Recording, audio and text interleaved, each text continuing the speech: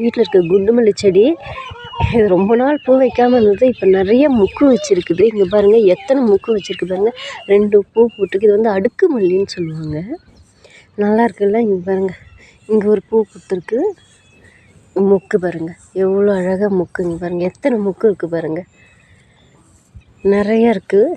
இங்கே பாருங்கள், இதில் ஒரு சின்னதாக ஒரு செடி துளுத்து வந்திருக்கு. இதில் சின்னதாக ஒரு அழகாக ஒரு மொக்கு. இதில் ஒரு மொக்கு. இங்கே பாருங்கள் எத்தனை மொக்கு வச்சுருக்கு பாருங்கள்.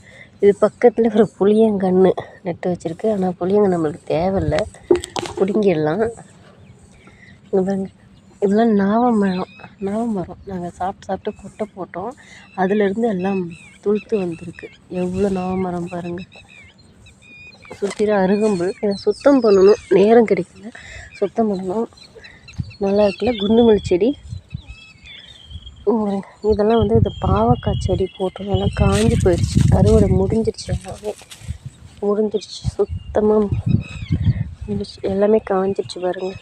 இது வேலி மாதிரி போட்டோம் பாருங்கள். பீக்கங்காய் பிஞ்சு.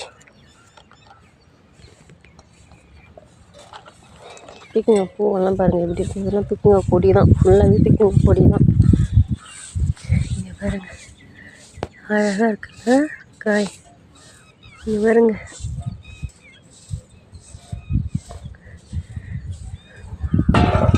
இதெல்லாம் பீக்கங்காய். எத்தனை காய் இருக்குது பாருங்கள்.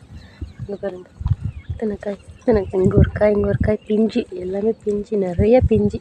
நிறைய முக்கு விட்ருக்கு. இந்த சைடு எல்லாமே இது வந்து பாவக்காய் செடி. இதெல்லாம் காஞ்சி போயிடுச்சு.